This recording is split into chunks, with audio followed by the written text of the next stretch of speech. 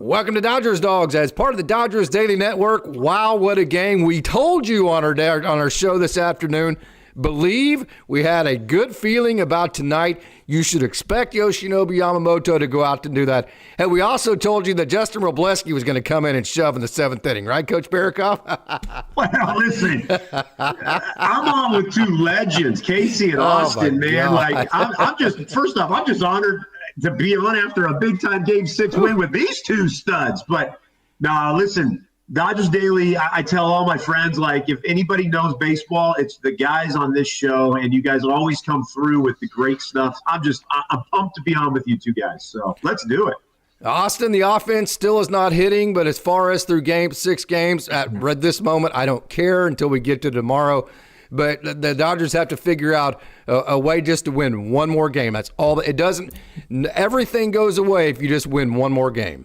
Nothing that has happened to this point matters anymore because the Dodgers are in Game 7 of the World Series. This is the best possible position. Obviously, you'd want to be up 3-0 going into Game 4 of the World Series, but to give yourself a chance in this World Series, especially with the deflating feeling that the Dodgers had after Games 4 and 5, to go out there, to have the performance that they had, to have the gritty pitching performance that a lot of their pitchers had tonight was absolutely unbelievable, and they were able to get just enough offense, which right now with the pitching they have, that's all they need to do is they need to limit the Blue Jays' ability to hit for power. They did that tonight, and they need to get just enough offense for their pitching to come through. And because they did that tonight, because Yamamoto went out there and pitched well, because Robleski plugged in the hole in the 7th, because Sasaki went out there at the top of the order and was able to go out and get a scoreless 8th, and because Tyler Glasnow and eventually at the end Kike Hernandez were able to come through,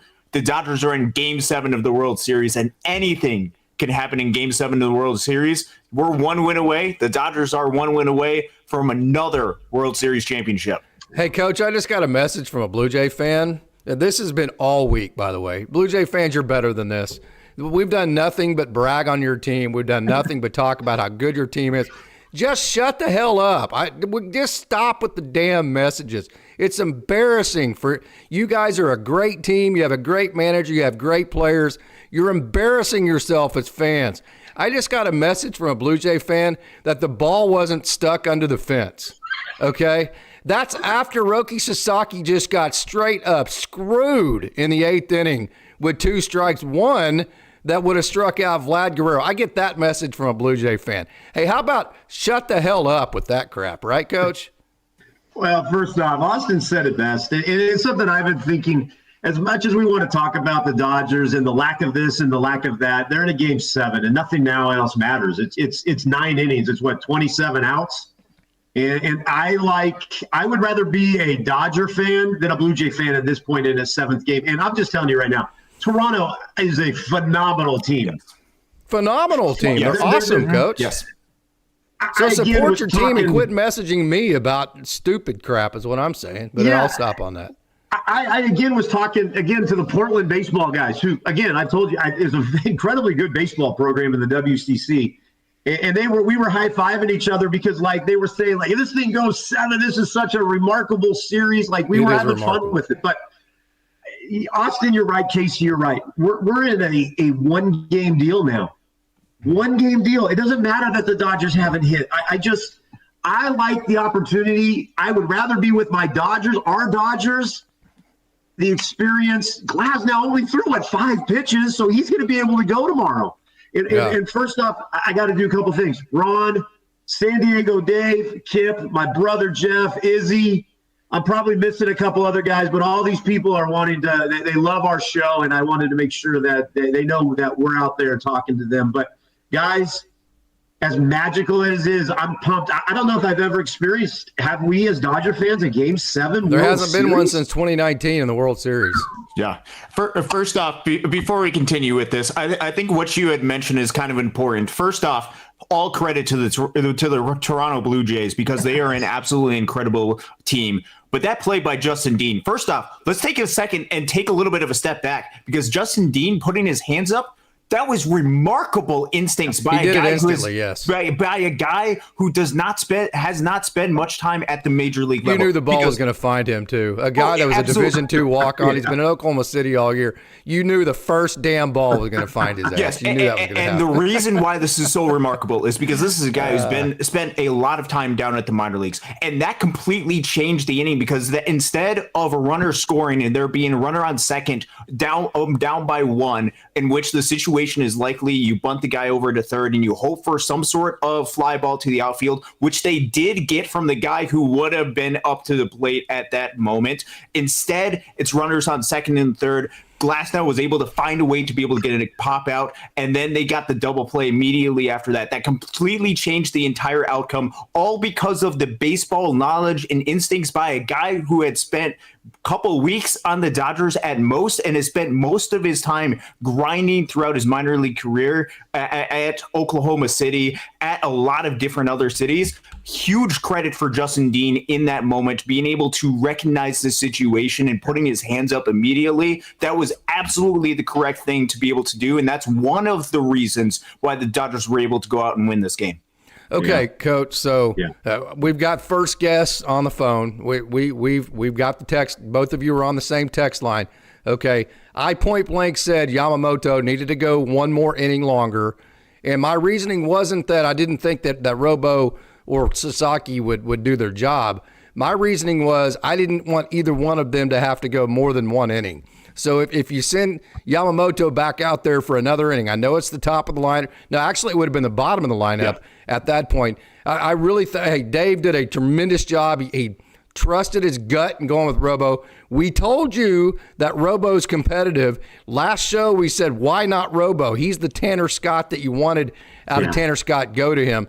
But I will say Dave was spot on. He played Miggy Rowe. How big did Miggy Rowe come up with the barehanded play and then the play at the end to scoop it? So Dave goes with Miggy Rowe. He brings in Tyler Glasnow at the perfect moment. He pitches Justin Robleski. So if we want to criticize Dave for some of the moves that he doesn't make, like we do here every time we disagree, you got to give it up to the dude.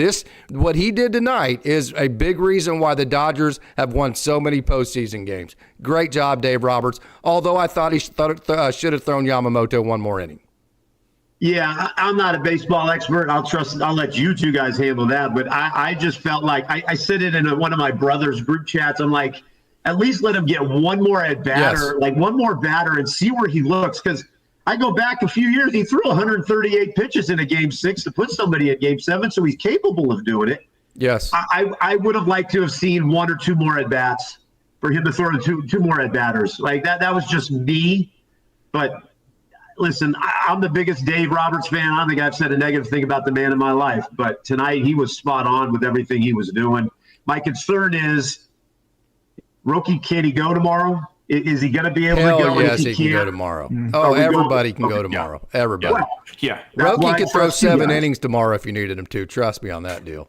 Yamamoto is going to come in the extra inning games after throwing a complete game. And that kind of brings me to this, Coach, the adrenaline of it. Let me ask you this. It flips back to Toronto. I mentioned, what happens is when you have expectations create pressure. Because if you expect somebody to do something, then they're under pressure to actually do it. So in my opinion, the expectations flipped to Toronto winning when they only needed one more win with 2 games at home. Now, is this a real deal that Toronto is going to feel that pressure of actually having those expectations now that they are home and they gave Game 6 away? Is that a real deal? I'll give you the coach's answer. I think absolutely. I think the Toronto Blue Jays are going to have more. They're going to be more uptight than the Dodgers are because the Dodgers were counted out. I mean, like no one thought the Dodgers, other than us Dodger fans, right? The way we've looked, I would think the Dodgers would be the team that would be loose, saying, "My gosh, we survived Game 6 when we haven't still hit the ball." I would be a little bit nervous if I'm Toronto. Like, there's a lot of pressure on them. A Game 7, they haven't been in the World Series since Joe Carter's miracle, right? 93 or so. Oklahoma City boy. I would feel really good. I'd feel really good if I'm a Dodger fan. It's like, man, we got to Game 7. We got through the what we've got through. I'm feeling good if I'm a Dodger fan. I don't think the Dodgers have the pressure. I think this back-to-back stuff is out the window now. I think maybe if there is anything, Austin, tonight would have been the pressure for the Dodgers. Yes. Oh my gosh, we're going to get beat in a game 6. We're going to go out this way. I thought tonight was the biggest pressure-packed game for me. I've said this a bunch, Casey, to you. Like when I was playing with going for those national championships, the semifinal was always the toughest. It's the game. area finals in high school because one team gets to go to the state tournament, the other team gets nothing. Yeah, the championship's the easiest game. There might be more nervousness, but the championship game is the easiest because you're there, and that's kind of how this is a championship game now. Austin, no Casey, doubt. Talk to me. What do you think? Yeah, and too, Austin, let me say this. Let's get into this a little bit. If you follow this channel at all, I never bitch about officials, ever. I mean, that's just, I come out from a coach's perspective that you can only control what you can control, which Roki did, and umpire is not something you can control. But that umpire needs to take a baseball. He needs to go 60 foot 6 inches away from Vladimir Guerrero Jr. and George Springer. And he needs to try to get those two guys out with a round strike zone. That's bullshit, that strike zone in the 8th inning. Am I being too hard there? But no, I'm still fired up about it. And I don't get off on umpires. Trust me, I don't. The main one that changed the entire at-bat was that ball 2 pitch to Vlad Jr. That was the one that would have been strike 3, ended up being a walk. The first pitch of the inning, and the strike 1 for a rookie out there under that pressure. Obviously, that umpire has never been under that kind of pressure like Roki was. I mean, a lesser person could have easily crumbled right there. Sorry, I'm interrupting you. Yes. I'm fired up. You have to give credit for Roki to be able to fight through that, because that took away some of his main arsenals. Was that splitter that was down in the zone when he doesn't have that pitch to be able to go to against two of the best right-handed hitters in the game of baseball, in George Springer and Vlad Jr. That makes it so incredibly difficult to be able to go out and attack when those are his two pitches, the fastball and the splitter, to be able to work a little bit north and south. When you don't have south, you're just having to be able to work north. He was able to go out there and he was able to fight through that. And that is a variable that is, you can't really have. This is also a little bit of credit to the Blue Jays because they stole some strikes during the course of this game. That's a credit to Alejandro Kirk for being a great framer. Shouldn't matter. A good umpire should not be looking at how to catch or frames a ball. That just shouldn't matter. It shouldn't, but it does matter. And I think that is what we have to understand about the game of baseball and the umpiring is it shouldn't matter. It matters with a shitty umpire. That's what I'm saying. If you're a shitty umpire, it matters. If you're a good umpire, it doesn't matter. Okay, I've got nothing to say about umpires and stuff. You just got to deal with it. Yeah, well, you do, but I mean, Coach, you've been in that situation. I mean, when he takes away, so first of all, you can't give up a home run, right? And then you're not getting strikes at the bottom of the zone. I mean, that's just, I'll get off this, but you've got to just give Sasaki an incredible amount of credit there for keeping his composure. I'm just telling you, I would, if I was Dave Roberts, I'm not sure I wouldn't have just blown my top and just lost my mind at that moment. And I'm not sure that's what Roki Sasaki needed. He probably needed what he got, which was more calm, which I'm still not calm about it. But Coach, what a great job of staying composed by Roki Sasaki. Yeah, I understand what you're saying, Austin. I get it. Casey's looking at it from if he was sitting in that dugout and his emotions are going all over the place right now. You are saying, what you're saying is how I tell a reporter. You know, we got to move on. Yeah, the bad call. I get Austin. I know what Austin's doing, and I love it. But Casey's saying it how he'd be feeling in the dugout and in the locker room when it's all said and done. But yeah, you know, I almost wanted to throw my phone through the window here, and and my wife texted me and she goes, "That was bad, right?" And I said, "No, that wasn't good, Stacy." So, you know what? I'll give Roki credit for that moment. Austin, you're right, Case. He settled. He kind of battled. Like he battled, and there were runners settled down better than I did. Yeah, like it didn't affect him. It might have on the inside, but he didn't show it. And you're right. I mean, a lot of credit to him. He could have folded right there, and the next pitch could have been just piped right down the middle, and we might not even be doing this podcast today. We might be tomorrow. But again, guys, I love it. We're in a game 7. I'm just going to go back to that. We're in a game 7. We are, and also only scored in 1 inning, but that 1 inning was fantastic. Mookie got on top of a fastball. Hey, I put it in the group text.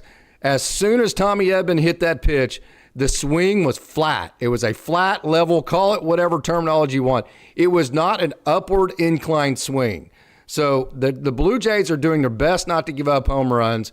So the Dodgers need to flatten their swings, get on top of the high fastball, and quit swinging up at it. They did it at least for one inning, and they were finally able to put up a crooked number. And as a statistician, those crooked numbers are what wins game, Austin's. Wow, the crooked numbers wins games. Yes, they're the things that win games. This is one of the reasons why a lot of teams go for some of the home runs and some of the walks, is because those can put up the crooked numbers more easily, that can create those winning games that you have. But to do it against Kevin Gausman, which let's remember the first couple of innings of Kevin Gausman, holy cow, this splitter was unbelievable early in this game, and he was striking out every single one of the Dodgers hitters. They were going out there, but it just takes one inning, and it started with that rally, with that hit from Tommy Edman, that double that he was able to have, and then you force a couple of base hits, you get the Will Smith to be able to get that double, and then it came down to Mookie Betts, which, let's be honest, let's be fair, Mookie Betts has been awful during this World Series. Look at all of the different numbers. His expected numbers are worse than Andy Page's, and in fact, there's a lot of hitters in this lineup whose expected numbers are even worse than what Andy Page's are in this World Series, which means that this offense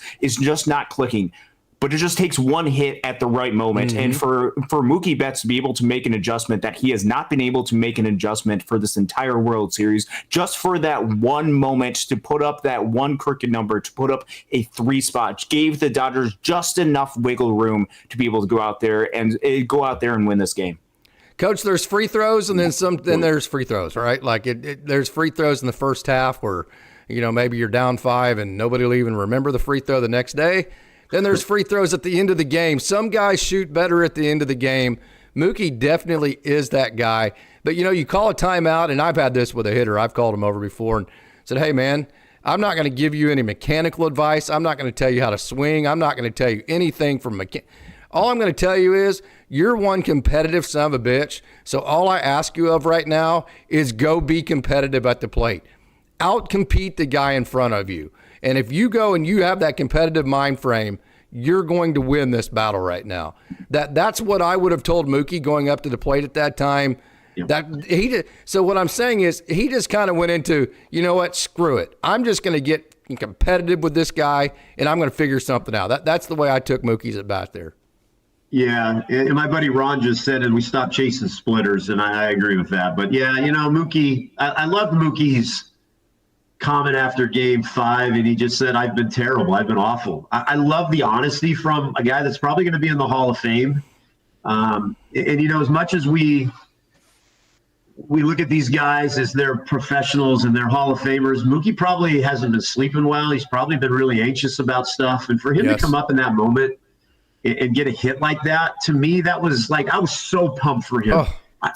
I was listening to Rick Monday because I'm so nervous. Like, it's so hard to have Joe Davis on, but the radio broadcast is so far ahead of the YouTube broadcast on Fox. Yeah. Rick Monday was like, the Dodgers need to come up with a better plan. The Dodgers need to come up with a better hitting plan. And it's like the next inning, Dodgers came up with a hitting plan to put up the number that you guys are talking about. And all we needed was one. And, I'm just pumped for Mookie. I'm just happy that he got the big hit. It was nice to see Edman get a hit. Will Smith look better at the plate tonight in terms of at least his swing to me. My question for you guys, I'm throwing this back at you guys. If I'm Dave Roberts, I know what I'm doing with this lineup. Are you guys staying with this exact lineup because of the momentum? That's what I'm doing. This is the lineup I said they needed to pivot to before they went to Alex Call. This is the lineup that you have to ride with. We saw it with Miguel Rojas tonight. Did not have good at bats, but he came through defensively. I think he will come through, but I'm all in on this lineup, Austin. Assuming Tommy Edman is good to go in center field, which it looked like he was good to go, and if it's a Game 7, in which case you know that you just need one game to be able to go out there and succeed, this is the lineup that you have to turn to. Yeah. Okay, either one of you can handle this. Let's get into a little bit less of the cheerleading stuff. I cheerleaded all morning. We've been cheerleading this entire time, other than we didn't cheerlead the umpire, right? That kind of deal. So let's get into a little bit tougher conversations. Teo, I'm not going to lie, he looks absolutely lost at the plate. Max Muncy is trying to hit the ball before the pitcher releases it. Freddie Freeman doesn't look good. So this offense still, I mean, you got You got Max Scherzer going tomorrow. This is going to be a very difficult game. I don't care who wants to tackle this first, but they're still going to bed tonight. I still go to bed tonight just going, damn, man, this offense needs to get this figured out. This is too stressful. Well, before you go, Austin, I'm just going to do this. Tio's hitting 269, Muncy 173, Edmund 233, Ohtani 254, Will Smith 269, Freddie 226. All it's telling me is the breakout in Game 7 is going to be phenomenal. Austin, you take the realistic baseball approach. I gave the fan approach. All right. So with this offense, it obviously is struggling massively right now. And I think there's a lot of different people that you can be disappointed in. One of the people that I'm probably one of the more disappointed in actually is Max Muncy, only because I believe that this series was set up for him to have a lot of success, particularly because of the makeup of the Toronto Blue Jays having a lot of different right-handed pitchers on the mound. Now, they were able to combat that with a lot of right-handers that have splitters that were able to take advantage some of Max Muncy, but still, he has been a massive struggle. Teoscar Hernandez in this game was swinging out of his shoes and just not having really that good approach at the plate. They've had a lot of other hitters that have not been doing well. Mookie Betts obviously has been struggling for the most part in this series. Tommy Edman had the big hit tonight, but he's been struggling a lot in this series. The offense, as you mentioned, is not completely there right now, which this is falling right in line with what we've seen in past years. So the question is, are they going to be able to make the right adjustments? And is Max Scherzer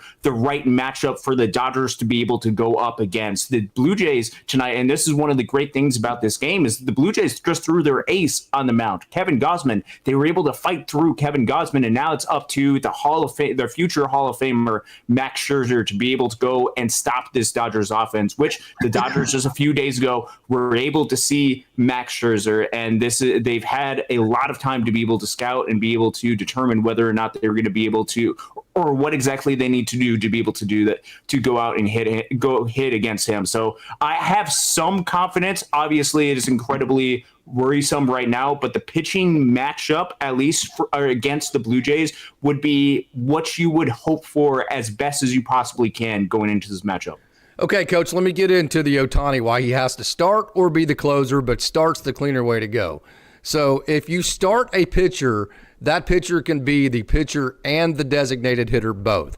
So Ohtani, whenever Dave hands over the lineup card tomorrow, it will say 1, which pitcher is the position 1. So it'll say 1-DH. So that means whenever Ohtani comes out, he no longer is the pitcher, but he still is the DH. Now, surprisingly, whoever comes in to pitch could be the DH for him, but obviously that's not going to happen, right? So when Ohtani comes out, whenever he starts, he can be the pitcher and the DH. So here's the problem with putting him in relief. If you start the game with Ohtani just at DH, your pitcher is not the pitcher and DH both. So when your pitcher comes out, then you don't get to keep. So if Ohtani comes in relief, okay, he actually comes into the game, the DH position then has to lift because he was not listed as the pitcher and the DH. Does that make sense? So he comes in just as the pitcher, okay? So if he leaves, then whoever replaces him at pitcher then takes his spot in the lineup and you don't have a DH. So bottom line is, if you bring him in relief, you no longer have the DH spot, and as soon as Shohei Ohtani comes out of the game, he either has to go to the outfield, somewhere in the field, or he comes out of the game all in all. So the cleaner way to do it is to let him start, and then even if he only goes, say, 1 inning, which I think he'll go more than that, but even if he only went 1 inning, that still allows you to keep him as the DH after he comes out, which isn't the case if you bring him in relief. Did I explain that properly, Coach? I don't know. I'm going to have another drink of bourbon. Yes, you did. So I guess we're going to all be sitting in anticipation of what this lineup is going to look like. If it has to be Ohtani starting. It has to be, to me. I would say yes, but if they start Glasnow, then this is something that's been talked about in advance, what they would do with Ohtani if he came in from the bullpen, correct? Yeah. Okay. I think they're going to start Ohtani. I think he can go 2. I don't think they're going to push him even any more than that. I think Glasnow will be perfectly fine going 3, 4, 5, 6, 7, 8, 9, and we win this game. But that you explained it perfectly. Austin Case, I mean, what do you think? Can Ohtani give us 2? Do you think it's 1 inning? I'm looking at Scherzer's stats from our game. I like the fact that he went 4 in 1 inning, 5 hits, 3 runs, 3 earned, 3 Ks, 2 homers, and 4.50 ERA right now in the playoffs. I like this matchup against this guy. He's old. He's aging. He's going to be too amped up. He's too stubborn.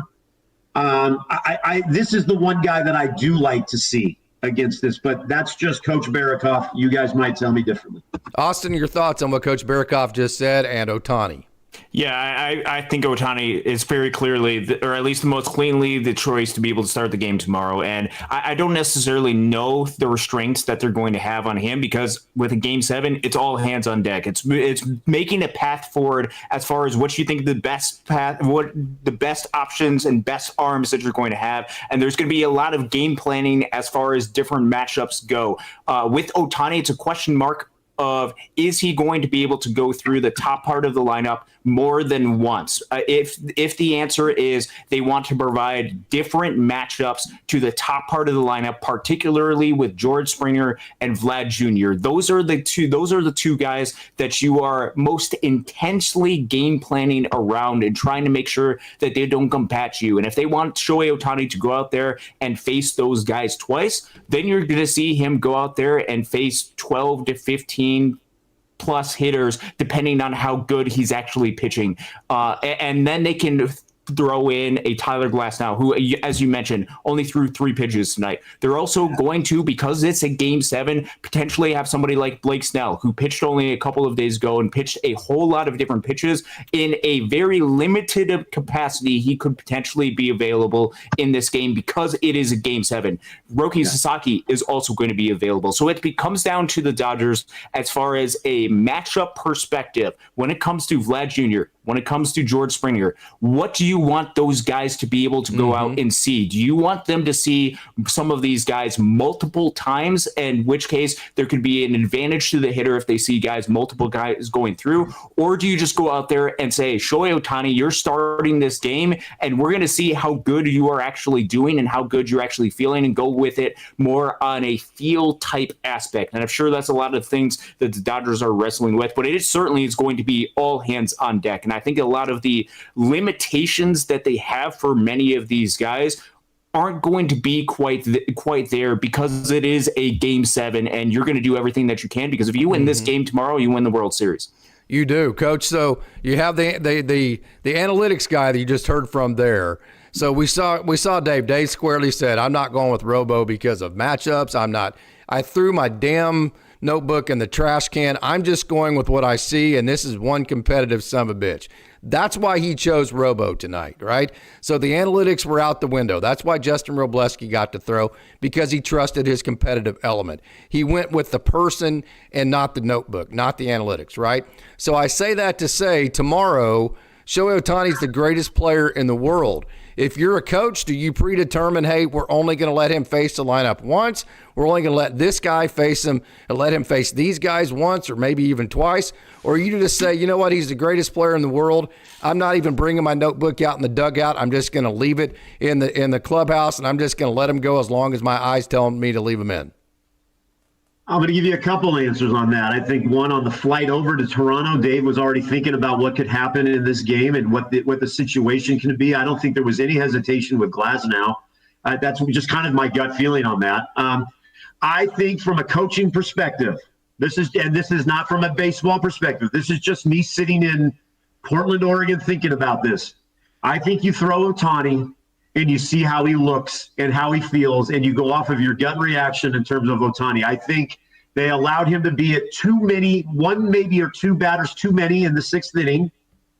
I think you go off of your gut. Now, I am not giving you guys, this is not what I think is going to happen. I want to just see you guys say, Coach B, this is why this will never happen. Could you go Ohtani, Sheehan, then Glasnow? Is that in any world a possibility? Ohtani, Sheehan, Glasnow? If depending on the score. What if the Dodgers get up 3-0 Ohtani? You take Ohtani out. Is there any world that it happens that Sheehan goes in for 2 and then you let Glasnow finish it off with Roki going 30-some pitches tonight and trying not being where we're at with no Vesia? talk to me, tell me I'm crazy. Yeah. It's just something that popped into my mind today. So first off, let me issue a little bit of pushback to you, Casey. Even though Dave Roberts might publicly say that, I think analytics did play a little bit of part of it, particularly because of Robo's matchup with Addison Barger and Andres Jimenez, in which he went up against both of those guys. Having him be at the bottom of the order, I think, was intentionally strategic for Justin Robleski, even if he was competitive and even if they were going to that. And I think this relates into a conversation about the use of a guy like an Emmett Sheehan, because I don't know necessarily if they want to put him in a position where he's going up against Vlad Jr. If it comes to a situation where they say, hey, Shohei, you're starting this game and you're going through the first round through the lineup, and you're going up against George Springer and Vlad Jr. again. If you get us at least through those guys, then we can turn it over to the bullpen, and especially if the Dodgers have a lead and they feel comfortable with the way that Emmett Sheehan is pitching. I think that's where you could potentially turn to Emmett Sheehan towards the back half of the bullpen, and then that sets up potentially a Tyler Glasnow versus the top of the lineup type of order, which I'm trying to remember who are the hitter. I don't think it was, because George Springer was on deck going into the last out of the inning, which means Tyler Glasnow didn't face George Springer and Vlad Jr. tonight, which means that you can have that matchup going up against there. So I think with that, they're thinking through the matchup base, because when you're talking about these guys individually, you face these hitters, and what you have to game plan for is about 4 times for each of these hitters. And which pitcher do you want to face each one of these guys for the floor plate appearances that they're going to have during this game 7. And so it comes down to, okay, we want Shohei Ohtani to be able to have this one. Do we want an Emmett Sheehan to be one of the 4 matchups that George Springer and Vlad Jr. have? That's the game planning. That's the before the game type of aspect. Obviously, you have to keep your eyes and you have to keep how a pitcher is actually doing in account when the game is actually happening. And that is, if Shohei Ohtani starts the game and he's rolling, you let him go out there and roll for a little bit, and then you adjust what you do from there. But it comes down to, what do you trust with your matchups and how confident do you feel? And that's when you do a little bit of a deep dive into some of the numbers. That's when you do some of your homework and take into account what's happening on the field. Okay, Coach. So let me put this in a very the simplest way I can. Let me give you some names, okay? Shohei Ohtani, Tyler Glasnow, Blake Snell, Will Klein, Emmett Sheehan. Who do you trust? Put them in order. I think you throw Trihan at the end of that thing, maybe, right? So let's go. Ohtani, did I say Trihan? Will Klein. Okay, let me say that again. Okay, Ohtani, Glasnow, Snell, Sheehan, Will Klein. Those 5. There's the 5. I don't think Trihan's. I think he's 6th at this moment. Now, right. Again, so put those 5 in order of the way you trust them. I'm like Dave Roberts. I've done it before. Like, all of a sudden, Blake Trinan is going to be in a big moment because you just trust that dude. I know everybody's going to hate me for saying that, but I know what Dave Roberts is thinking. I don't think he's going to think it in a game 7. Are we going to see Blake Trinan? I don't know. I don't know. I think I don't. Is Will Klein? Is his arm even around? Like, does he still have an arm? Does he feel it after 77 pitches? Like, I don't even know if you can put Will Klein in that moment. Now, I'm going to tell you a guy I do not trust, and I can't believe I'm saying this, but I don't trust Bonda. Yeah, I just, he's missing right now in this playoffs, and it kills me because I There's love something the off. There's something room. off. Yeah. I don't know. Maybe you guys do. I don't know. Are we gonna? The big question I have, I don't know what order it's gonna be. Do we see Sheehan? I think we see him tomorrow. I really do. To me, I have this weird feeling we're gonna see him and Sheehan tomorrow. I don't know, guys. I don't know. My gut's telling me that. I don't know when or where, but I think he's gonna come into play in this game. Okay, Austin, let me throw that one to you too. Let's get your thoughts on that. Okay, here's the 5 pitchers: Ohtani, Glasnow, Snell, Sheehan, Will Klein. Put those in order in terms of your trust tree. Okay, it's because of rest, and I don't necessarily know which order it is. It's Ohtani and Glasnow at the top. Snell would be number 3 only because he's pitched a whole lot, 116 pitches just a couple of days ago. He would probably be my number 3, and I think he could be really effective, especially when you're going against the guys like Dalton Varsho and Addison Barger and getting some of those guys out, even if that's just what his role is to get that part of the lineup out, even though that's the middle to bottom part of the lineup. I think that's going to be important piece. Look out for the Alejandro Kirk versus Blake Snell, because they will put Alejandro Kirk in between them and force Dave Roberts to make that decision to throw Blake Snell in that matchup. So it's Ohtani and Glasnow at the top, 1A and 1B, however we want to put them. Tyler, then Blake Snell at number 3. Number 4, honestly, would probably still be Emmett Sheehan, even though Will Klein had that unbelievable performance. As Coach Barikoff said, I just don't know what the state of Will Klein's arm after that miraculous performance is. Yes, that's exactly right. And all the credit in the world. You got a lot of meat off that bone, didn't you? Yes, it was. If that is all that he is able to contribute as part of this run, it is unbelievable what he was able to do. And can we win this for Will Klein? We can't ruin his outing, right? I mean, come on, right? It's legendary. He could do nothing the rest of his Dodgers career, and that game will be forever remembered. We have a comment here. Coach, go ahead. Sorry. We have a comment before you get to that. Can somebody kidnap Bonda and Trinan tomorrow? So Dave doesn't have the temptation to use them. It's like, I don't even know if you guys. It's like that movie Celtic Pride, where they kidnap the best player and they keep him in the apartment trying to hold him out in that game. I'm with you, Austin. I'm probably with you. I'm probably more along your lines in terms of the order. For me, I think Snell is a guy. I was thinking about this tonight. They showed him in the dugout, and my mind kind of flipped. He wants to win a world championship so bad. Does. I think he would be a guy that I could see throwing. I mean, I was just listening to you, Austin, talking when you talked about Snell. He wants to win a world championship so bad, and that guy's grown on me with his competitiveness. I love that dude. I could see him coming in and giving us one inning. You're right. And in terms of the analytics, Austin, I'm actually in charge of the University of Portland analytics for our stuff. So we have a great service that we use. But I could see Snell being used, and don't think that they're not sitting right now somewhere going over every single at bat and who could be used for what and what situation. And the analytics, I think, are going to be a big factor with Snell and what his arm is feeling. And it's like I always tell Casey, Austin, I would love to be right now just a fly on the wall listening to that meeting that they're having right now of what the pitching is going to be tomorrow. Wouldn't that be like the coolest thing? Yeah. Like to listen to these guys talk about this. And the same thing goes for Toronto. Let's not dismiss Toronto. Toronto's got these same decisions also. Oh, yeah. And what scares me about Toronto, and like these Toronto fans that think we're not on their side, those dudes just are at bat after at bat, and they fell off every ball, and they make guys go deep into their pitch count. Like, they're such a good baseball team.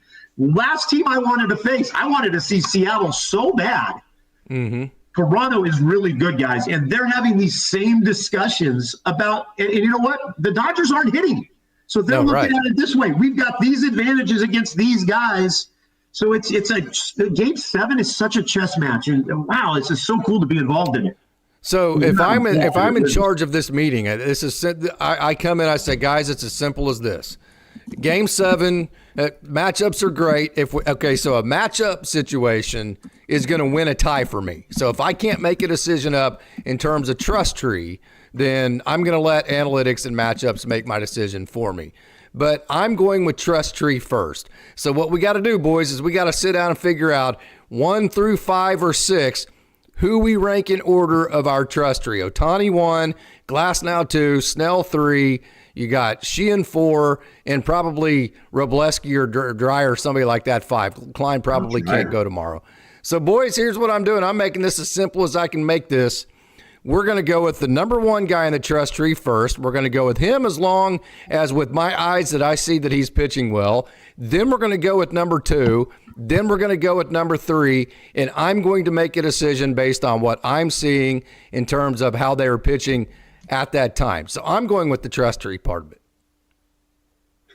Yeah, I mean, Austin, you would be a good one. I'd love to hear your thoughts on it because I am a very big analytics guy. Do you really go deep with analytics for Game 7, or do you go with I'm going with the dudes that I trust in my heart, like Casey is saying. I think that's the debate like you have as the – I'm not saying you're just an analytics fan. Please don't say that. But I know like analytics, you love talking about that. So that's the biggest thing, like where I tell people sometimes the analytics don't tell the whole story. Sometimes they do. Somewhere in between there, the Dodgers and Toronto are trying to figure out this whole thing, right?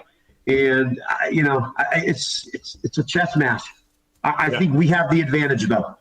I think you, especially with the start of this game, which I think we're all expecting Shohei Ohtani to go out there and start the game tomorrow. I think you take it on this is what our plan or generalized thought as far as what he's going to do. And especially if you have a specific matchup that you want him to go up against, then you take a reevaluation and you have different components as far as, okay, if Shohei is going out there and he looks like he's pitching well, then we're going to stick with him for a little bit, even if this is past what we had planned, what we were going to do, because this is going to create further matchups down the road that we could potentially take advantage of. There's a little bit of eye perspective that you have, but I think you have to come to some sort of a game plan before the game actually starts, as far as this is what we are specifically looking for, and this is the specific matchup and game plan that we're hoping that he gets to. And if at the very parameters, least, if you create some sort of parameters to where this is exactly what we're hoping to be able to do, which is why I keep bringing up the George Springer / Vlad Jr. for Shohei Ohtani, because that's a deadline that you could set for Shohei Ohtani and say, okay, if he could at the very least get through that part of the lineup twice, then we take a little bit of a step back in evaluation of, is Shohei Ohtani going out there and dominating? If he's dominating, you keep him in the game. You let him keep going because he's pitching incredibly well. If there is signs of him potentially taking a step back, or we're seeing some stuff, then we can have some sort of alternative to be able to go to that matches up well with the 4 through 9 batters of the lineup and be able to make some sort of pivot from there. So yes, you use your eyes, but you have to have a game plan going in it. Otherwise, you'll be going out there blind and perhaps could make some sort of mistake because you didn't pay attention to a lot of pressure on Dave if you don't have parameters, is what you're saying. You have to have parameters, and it can't just be exclusively based on your eyes. You have to be able to use the information that's given to you with some sort of caution, but an understanding of what it is in addition to what you're seeing out there. So it has to be a merge of the two. Okay, Coach. So one of the things that's encouraging for me is that we're putting this is why you have the coach's perspective like we have, Coach Barikoff. Then you have the analytics perspective. This what you're hearing right now, what's so neat about this is exactly why the Dodgers are so good, because you have the old coach guys that are like us, that we don't hate analytics, but to be honest with you, we're old enough, Coach, to where if it comes down to, do I want to trust a human or do I want to trust a stat? We always trust the humans. We're just not going to trust the stat. So you have that side of it, which is us. Then you have Austin telling us, okay, I'm not disagreeing with you, but we need to at least set parameters within the way that you guys are going to use your gut feeling here. Yeah. This conversation you're hearing right here is exactly why the Dodgers are so good, because they have all these different types of people, and nobody has too big of an ego to listen to everybody else to where they can come up with the best plan. Yeah, I would love to say we're going to throw Oral Hershiser out there and let him go 140 pitches, and we're going to be pretty good tomorrow night, right? Yeah, I mean, absolutely. Austin, I love listening to you, because first of all, I was thinking while you were talking, I would love to give like Dave Roberts a $50 bottle of bourbon for the notepad that they're talking about tonight, to see all of the situations and ideas that are going on in their minds right now, or the notes that they've planned for this game. Because, I know they said, well, nothing matters, we got to win Game 6, but you got to prepare for Game 7, and they had some type of game plan going into that. So it's like, I'd love to see the pad, right? The notepad and the notes. Right. Yeah, you know what I'd like to see even more is Yoshi Yamamoto's notepad that he draws in during the course of the game, as far as the hitters that he's going out there and attacking, because he's writing stuff down as he's going through his outing, and he's going out and thinking about different attack plans. I think this entire conversation is exactly what's happening with the inside of the organization to a certain degree, and they have a lot of difficult decisions to be able to make, but they have a lot of talented pitchers that, especially in a one got it set up perfect, to be honest with you. The Dodgers could not have it more set up even more perfect. That was my whole optimism on today's show. Yep, and they have a lot of pitchers that they can utilize in a Game 7 type of environment, and they are in a situation where I think they have a pitching advantage over the Toronto Blue Jays in a one-game setting where Shohei Ohtani is available, where Tyler Glasnow is available, and where Blake Snell could potentially be available. Those are 3 ace-level pitchers that you can utilize to where you might even get into a situation where you don't have to rely on the bullpen much, if at all, throughout the course of this game, depending on how long each one of these guys are able to go. The true bullpen arms, yes, the true bullpen arms that they have. Yeah, absolutely. That's why I feel Dodgers have such an advantage. I mean, the options are endless for the Dodgers going into tomorrow night, especially with all, as we say, all hands on deck. Yes. The options are endless. And I think this is what makes this series so incredibly fascinating. And this is why it feels so unpredictable going into the series, is because just when you think you know what's going to happen next, you have no idea what's happening next. And this is a credit to the Toronto Blue Jays for what they've been able to do, because they bounced back from some pretty difficult losses, especially that Game 3 loss, the 18-inning loss. They were able to turn that around and bounce back from that completely. They were able to turn around from a 3-2 deficit. They're tough as hell. They're a great team. They were able to bounce back from the Seattle Mariners from a 3-2 deficit and still able to go out and win that series and advance to the World Series. So if we're expecting the Blue Jays to be able to roll over because the Dodgers have these ace-level pitchers out there, that's not the case. What has to happen in this game tomorrow, and this is becoming more and more apparent, is when Toronto outslugs their team, meaning they hit more home runs than the other team, they win every single game in the postseason. I went back and checked every single game in which they've hit more home runs than the team that they're playing against. They win, which seems like a fair thing to be able to state about a majority of games. But this is especially blue of a Blue Jays team that makes enough contact, that puts enough runners on base. The Dodgers have to be able to limit the Blue Jays' ability to slug. If they can do that, they're going to have some success, just like they did during the game tonight. Even if they're just able to get a little bit of offense, they have to be able to do that during the game tomorrow. And I'm sure they're going to be game planning to how to take advantage of that, how to get some swing and miss, but most importantly, how to avoid the home run ball against the Blue Jays. Coach, here's a great thing that we're talking about here. We are making plans for how can this Dodgers team win tomorrow, even if they continue to play terrible offense like they have, right? So we're literally making a contingency plan for how do we win with the worst case scenario, and we're able to come up with a plausible plan to win this game tomorrow, even if the offense continues not to perform almost at all, which means if the offense does just play one good game, you're in even better shape. That's why I'm so optimistic. One of the reasons. Am I the only one thinking? Maybe I don't know. I know there's people listening right now that are thinking, could you imagine if the Dodgers just played up to their potential? I mean, of what at least we envision their potential to be. If Freddie actually started hitting, if Mookie started hitting, if Will Smith started hitting, if Max Muncy just could get it out of the infield. Tommy Tanks came through. I mean, imagine that. And if Shohei actually started doing something other than two-game marvels. I'm going to backtrack a little bit here. I'm going to say this. I'm looking at it from a coach's perspective. And just listening to you guys talk, it dawned on me. Toronto's in an odd situation, because if I'm Toronto, I'm saying, man, we've got our shot right now. Let's knock these guys out in Game 6. I don't think in their minds. I know in their minds. I'm going to speak for them. They're saying, I don't want this to get to a Game 7. I don't think in any of their envision, they're like, well, it's okay if we let this one go. We've got Game 7. No, I think what they were saying was, we've got to win Game 6. Do not give these Dodgers any advantages whatsoever. I think that's, again, backtracking. I think that's why the Dodgers have this advantage tomorrow night.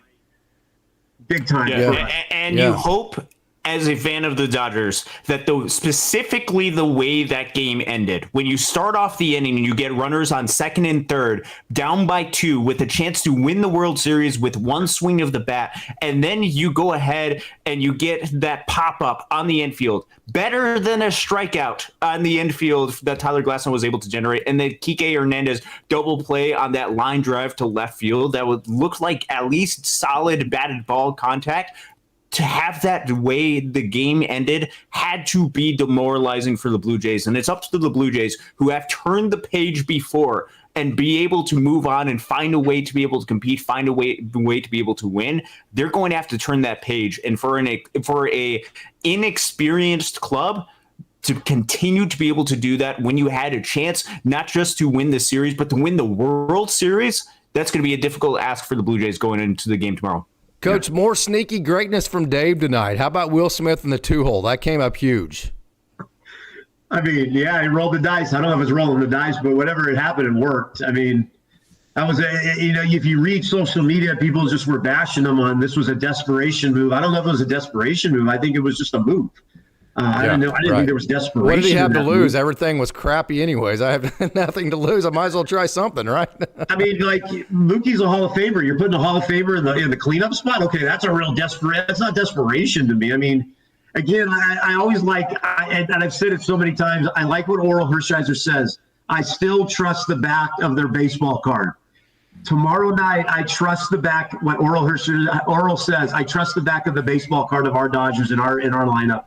I'm just going to leave with that. I mean, there's nothing else for me to say. I'm not smart enough to talk more about baseball. So. We've got a couple more minutes here, Austin. If I were to tell you that the home team wins Game 7 a certain percentage of times in the World Series, what would you give me as an analyst? Oh, boy. This I guess I know. Well, here's the thing, though. I know that if you look at recent history, majority of the time, the World Series ends and it's the road team that is celebrating. But I think for the most part, it's probably a slight advantage to the home team in Game 7. But I don't necessarily know that for sure. I just know that the road team seems to be celebrating on the road a whole lot when the World Series ends.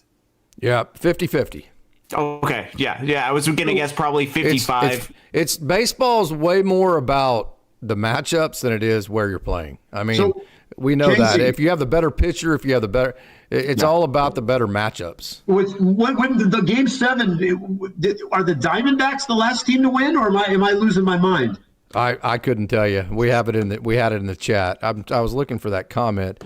Yeah, I'm pretty sure the last Game 7 was the. This is TNVG. Nationals. Hold on. In Major League Baseball World Series Game 7s, the home team has a winning percentage of approximately 50%, as they have won 19 of 38, while the visiting team has won the other 19. So 50%.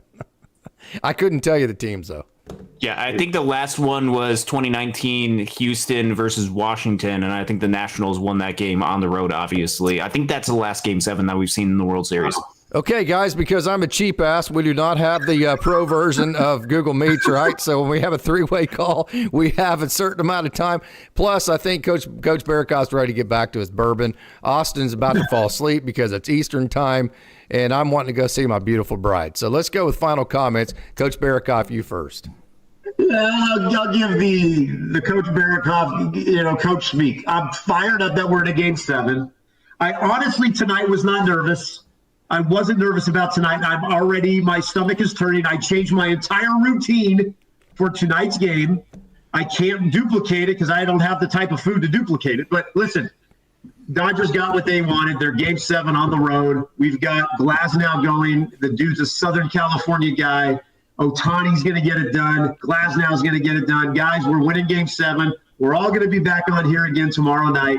I'm excited. Austin, take us out of here, brother. Hold on. Before we send it to Austin for final thoughts. I wore this for the show this morning. I wore this tonight, okay? Good vibes this morning. It's orange and black. It's OSU, but is it sacrilegious for me to wear this tomorrow too? And I'm not going to wash it if I do. No? Okay, no. So same attire tomorrow. Everybody, you got your shirt on. You got your Loons gear on. I got my orange and black. I've got nothing on me that matches. I probably look like a complete douchebag right now. But this is what I'm wearing tomorrow because it worked, right?